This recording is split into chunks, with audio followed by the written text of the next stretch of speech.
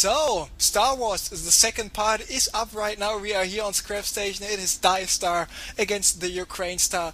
Guess what country UkraineStar is from? Of course, it is Papua New Guinea. Some also call it the Ukraine. On the other hand, we have DieStar here from Poland. DieStar was able to take the first game with a nice Blue Flame Hellion Marine Marauder push on Metalopolis cross positions. He even did not allow UkraineStar to go into the long macro game because he was afraid of the cross positions. So now UkraineStar being behind one game decided to play on Scrap Station. Looks like he is more familiar with Scrap Station than, for example, Tal'Darim Altar, Testbug or Pondre, and that's what I really liked, because as soon as Maro lost the second game against Goody in the semifinals and the quarterfinals, he decided to have Testbug played as a third map, and really adore the decision here by Murray to do this. And Empire DieStar, what is he doing? Actually, he's not Empire anymore. I think he's on Millennium right now. Going for the refinery, indicating, of course, he was not going for any super fast expand. He's not going for a second barracks right now. Meanwhile, we see UkraineStar going here for this hatchery first play, and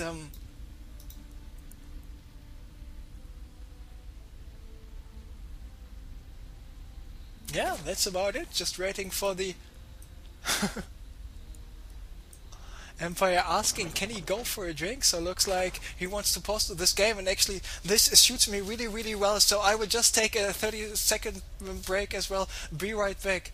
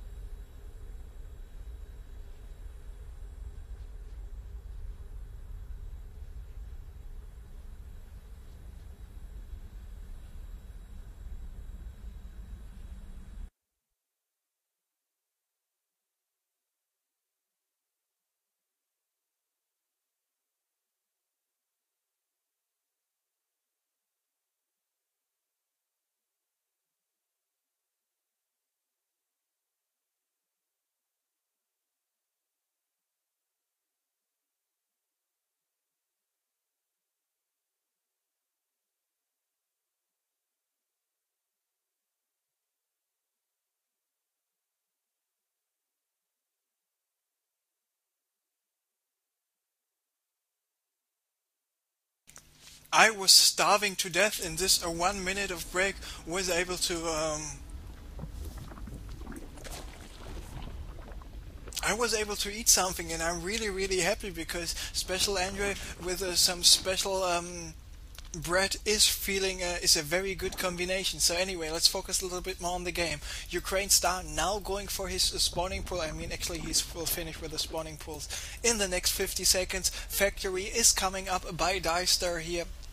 It looks like DieStar might be going for some 1-1 run build, but if he might be going, which is quite a powerful build for a Terran player, if he might be going for a double starport play, I think he would have got the second refinery a little bit more sooner. So of course some Blue Flame Hellion play is once again a possibility. UkraineStar now going with the Queen here on the hatchery, at the natural, and on the main as well.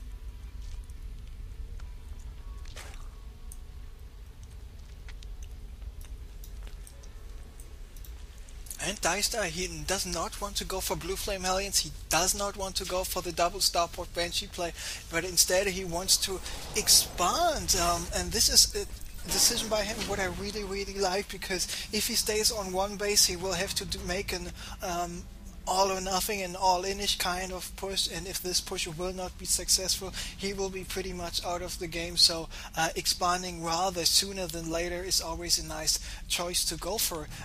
He did not even scouted what's going on at the location here of UkraineStar, but as he was checking this extractor in the pool, he knew, because about the timing, that the expansion here of UkraineStar at the natural must be up anyway, so no need to scout if you know the timing of the rest of the building. So smart play here coming up by DieStar, getting another barracks, getting a third barracks there as well, and he's going for the stim right now. The stim just started 20 seconds ago, so it will take another 2 minutes. Now this command center is finished for DieStar, going for the orbital command right away, and UkraineStar going for the lair. The lair is finished 1/3 already, and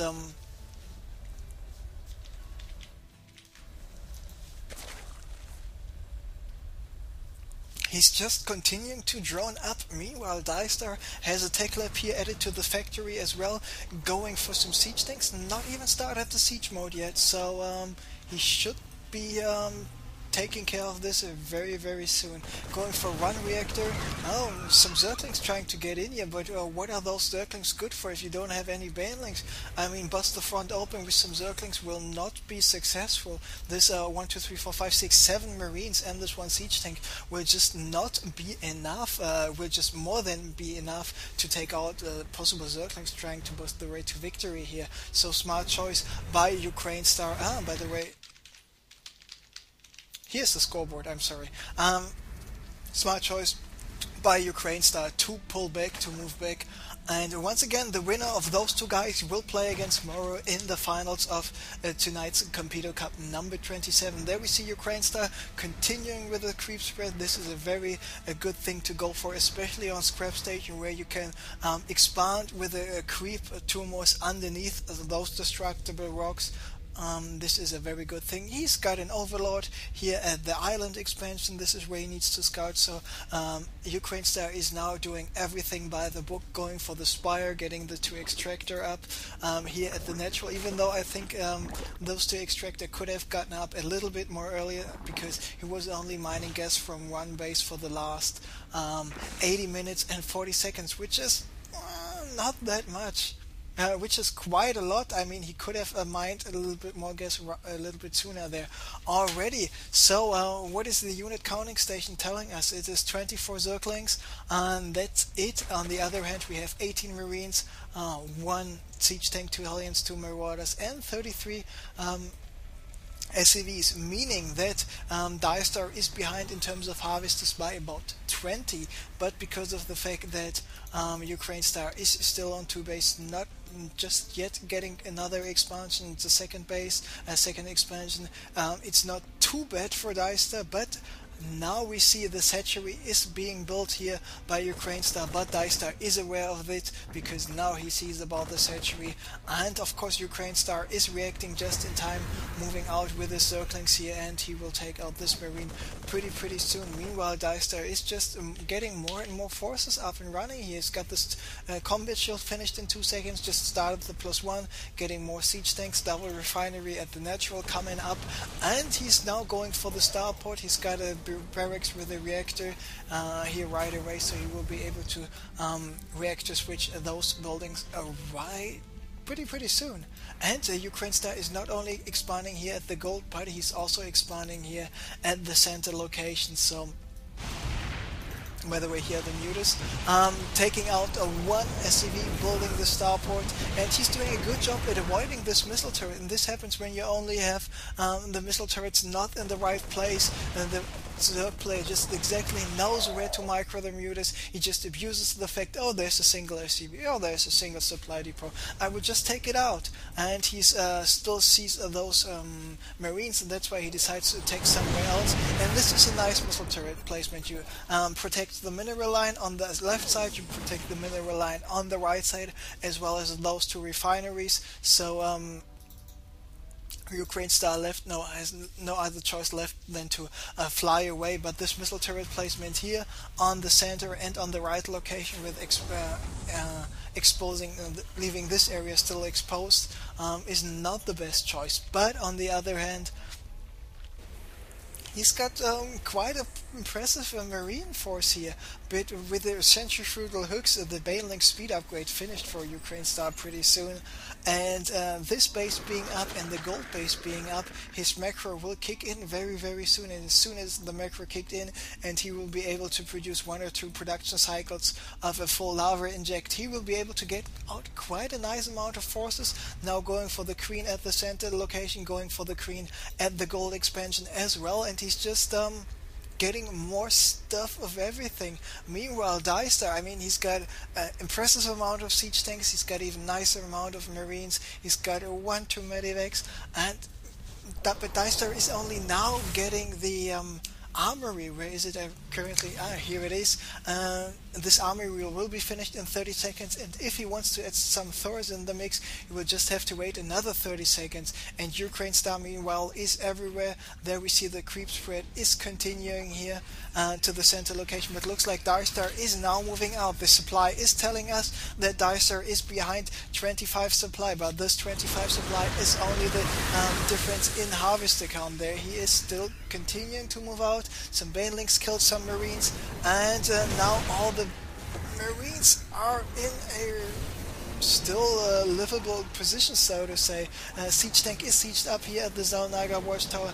Of course, now the mutas flying around trying to take out single siege tanks. DieStar needs to be aware. He's only got a 1 medivac, so he cannot allow himself to stim at the wrong time.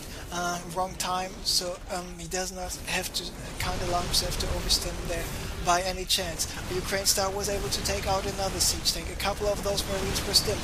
There are more marines stimming once again. The banelings rolling in. A lot of banelings and Zergling will be taken out by the siege tank, but in the end it will just be too many mutas, because now UkraineStar still has 9 mutas left, and the 9 mutas clearing up the remaining marines, and because of his superior macro, UkraineStar was able to just produce 1 unit after another. Of course, now he has to retreat to those stint marines, but he's on 4 bases. DieStar is on 2 bases, and there we just see 8 more mutas in production. He just had 20 more Zerglings in production. He's going for the +2 melee attack, going for the pathogen glance, the infestor energy upgrade. I mean, DieStar, he's got 1 Thor out. He should have a second Thor out and a third Thor out very very soon as well, but I doubt that he will be able to do much more damage there. The only thing UkraineStar needs to do is just walk in here, roll in here with the units, with the banelings, with the Zerglings, and fly in with the mutas. Magic boxing this Thor to there, taking out the remaining Zerglings, marines. And he just doesn't need to attack really, because he just needs to play out his macro advantage, because he knows, okay, DieStar is still on 2 bases, so UkraineStar just needs to make her up and force a 3rd game here. So this overlord got taken out by the marines. Units lost is telling us that DieStar is there even behind in terms of units lost. UkraineStar was not only playing more macro effective but more cost effective as well, being in a 50 supply lead right now. And there we see 19 more banelings being morphed in, and with those 19 more banelings and the 22 Zerglings and the 20 mutas, he should be able to take this game right here, right now. I think after those forces are dead, we should see a GG. And the 3rd game coming up, because UkraineStar taking game number 2 in the all Competo Star Wars finals, Star Wars semi-finals here.